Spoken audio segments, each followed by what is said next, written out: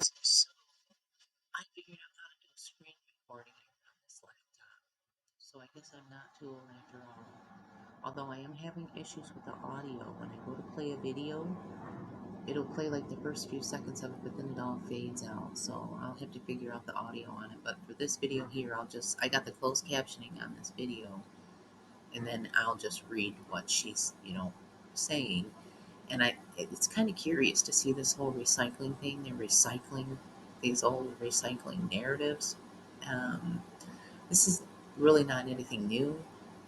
Some of the products and stuff and the waste that they're recycling, though, I just don't know if I'm on board for it. I'm all for recycling, repurposing, reusing. I do a lot of it around here, but um, and back in the 80s, I remember as a kid even being given recycling propaganda, right? And then I helped to run and operate a recycling business where we were recycling metals and different things like that. And, I made up marketing material using this type of a logo, and I see 666 there. I noticed that a while ago. But I'm all for the recycling and reuse and repurpose. But what she's talking about here is insanity. And this is a globalist. This is nothing but a global influence, an international and a global influence being implemented here in the US. And I think it's disturbing and probably should be investigated. Um, she's Clements Schmidt. She's a general manager of Loop, a global reuse platform launched by TerraCycle.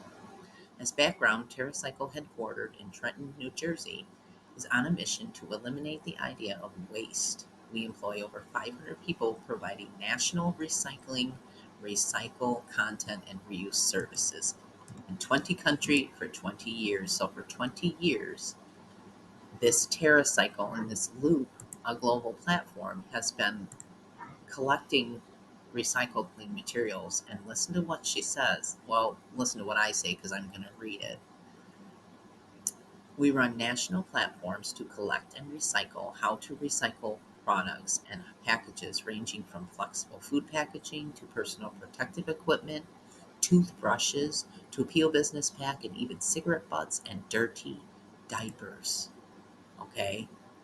Dirty diapers. All right? Let me replay that. We run national platforms to collect and recycle how to recycle products and packages ranging from flexible food packaging to personal protective equipment, PPE, and toothbrushes, and cigarette butts, and dirty diapers.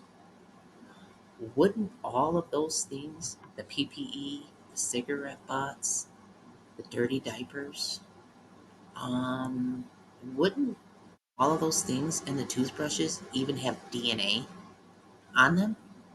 I think that this loop, this TerraCycle and loop global platform should probably be investigated for some kind of misuse with DNA. I'm willing to bet that they have been extracting DNA from all of that stuff that they've been collecting for the last 20 years in their national platform. And this is just look at all of the manufacturers and companies that are all in on it and that are all in support of this whole loop global recycling program. Giant brands love Loop's zero waste packaging, and now it's coming to a store near you. No thanks. I don't want any of your packaging or anything. I don't care what it is. Um, from dirty diapers and people's used toothbrushes and their PPE and their cigarette butts. I think it's disgusting, and I don't care how much you sanitize and wash poop. It's still going to be poop. Bottom line, we should not be doing this. This is just, it's disturbing on a certain level to see how much backing and how much support that they have from all of these major brands for this kind of stuff. This is an interesting article here. This groundbreaking new machine can recycle 220 pounds of diapers in a single hour. And this was put out in 2018. And I'm just going to scroll down here. There's a little demonstration video here, which I think is hilarious because they show the poopy diaper there, right? And then then they switch over and they say, assume that the diapers have been washed. And then they go into their little demonstration where they cut it up into little pieces and they process it through this whole chemical process thing. But that part there where it just says, assumed that the diapers have been washed. What, you couldn't get a dirty diaper and do your full demonstration to show the whole process? Yeah, what a joke. What a joke. This is just more ways of the elite letting the public know how much they really truly care and what they think about the public. So you can have, you know, your plastics and your items made from dirty diapers. That's how well they think of you. It's interesting to look at the description here. They say the staff loads the machine with diapers and washes them with a disinfectant to destroy any pathogens. After the diapers are cleaned, the different materials, plastic, fluff fibers, and absorbent material, are separated using stratification. This method uses less water than an average toilet, and the used water can be recycled on site or easily disposed in the facility's existing drainage systems. The estimated carbon emission from this process is 35.1 kilograms of CO2 per day, based on 10 tons of diapers per day. This is disgusting. No thanks. I want no part of this kind of shit right here. I tell you what, it makes me want to contact some of these manufacturers and make sure that they're not putting out products that are recycled from dirty diapers and people's toothbrushes and PPE. Wouldn't there be viruses and bacterial loads and stuff like that that would have to be controlled?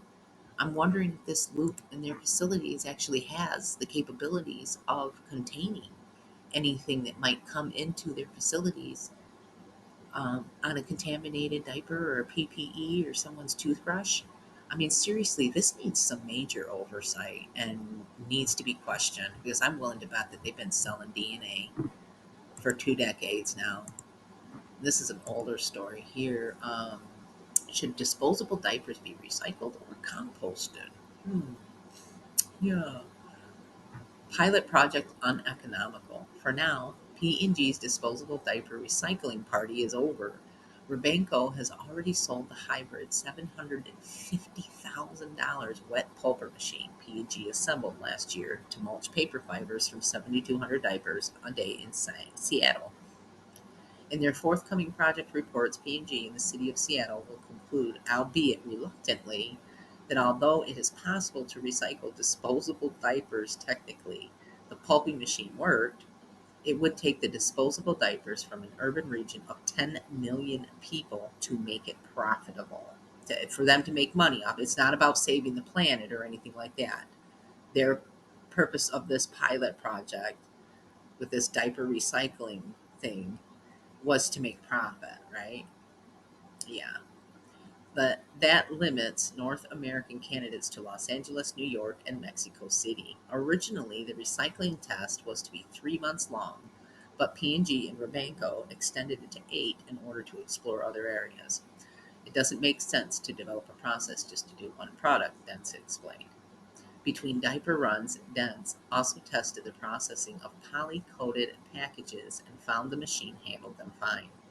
Companies such as Atlanta-based Ponderosa Fibers of America have been processing post-industrial scrap paper for 25 years, including paper and plastic laminations. The company does handle some post-consumer waste, including rinsed milk and juice cartons, and is working with many national companies to establish post-consumer recycling programs. However, says Ponderosa's Corporate Development Special Projects Manager, Jeff Moon, we haven't adapted our system to accept dirty disposable diapers yet because we don't fully understand the ramifications of the technology necessary, the acceptance of recycled pulp, plastic, and the long-term economics. While making no commitments, Moon says that we are certainly willing to consider recycling dirty disposable diapers. Ponderosa has been in contact with PG. So Procter and Gamble will make its report, and meanwhile will jump wholeheartedly into its $20 million commitment to disposable diaper composting programs. In a different stream, Anderson's Diaper Service of Seattle is offering customers disposable and cloth diaper services. And according to its owners, Ken and Jean Anderson, they'll pick up used disposable diapers twice a month for $17.31 and process them. The company sorts the cloth diapers from the disposables, then runs the disposables through the same wash process used for cloth diapers. This flushes waste down the sewer, separates plastic from pulp, and yields two clean, recyclable products: paper and plastics. I'm not down for this. I just, yeah, they did a composting test and they added in a whole lot of extra dirty diapers to the compost mix just to see if it would change the whole compost process. And it says that the compost cured fine. There was no difference in compost quality as diaper quantity increased. So I'm sorry, I'm not down for this. This is disgusting. However, there is a highway that is paved with recycled diapers in Wales. Yeah. No, it doesn't smell like poop, they say. We thought it'd be worth preempting the obvious question even before describing how, and what might be a world first. More than 100,000 dirty disposable diapers, or nappies as they are called here, over there, are being used to help pave a road in West Wales. Yeah, so you're driving on dirty diapers. There's the pellets. That's a small gray pellets made from shredded diapers have been added to the asphalt. That you can use it for that. Whatever you can put. I mean, I suppose.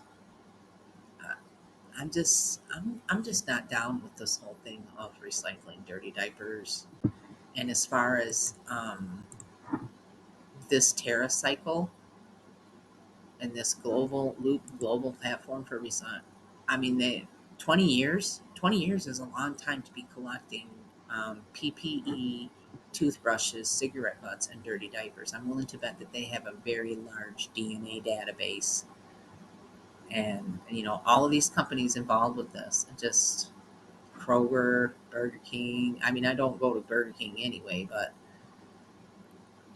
I'm not down with this dirty diaper recycling thing. These globalists, these psychotic globalists, like this chick here,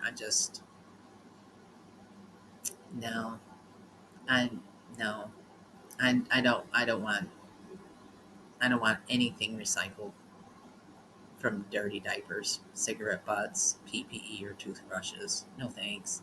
It's funny to me that they're recycling this whole recycling narrative all over again, just perpetuating the madness. And I just I just can't do it. It's disgusting. Talking about diapers, dirty diapers. How disgusting.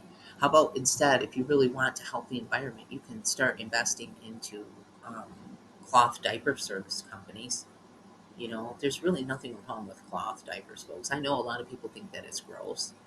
I used them once in a while with my boys when they were babies. If they ever got a rash or something or another, I would use those plastic disposable diapers. And oftentimes I would have to cut that elastic, because it would be digging into their legs. So, when they would have rashes and stuff, I would use cloth diapers. My mother showed me how to put on a proper cloth diaper. And there's nothing wrong with cloth diapers. They can be sanitized and washed right at home. There's no reason for for the whole diaper industry really to exist other than just out of convenience for parents, because parents don't want to deal with dirty diapers. But maybe invest in cloth diaper service programs and businesses that offer cloth diaper services or something. Not, this whole thing with recycling dirty diapers. This is insanity. Just another link in the insanity chain that is the global elite and their influence across the world. It's just sick. I Yeah, I'm guessing she doesn't have a makeup artist or a stylist. Just guessing here. Anyway, thanks for watching. Please stay tuned. There's definitely more to come if I can help it. Hopefully, I can figure out this whole thing with the audio and be able to play videos and the sound. So, anyway, thanks for watching. Know that I appreciate you and that you matter very much to me.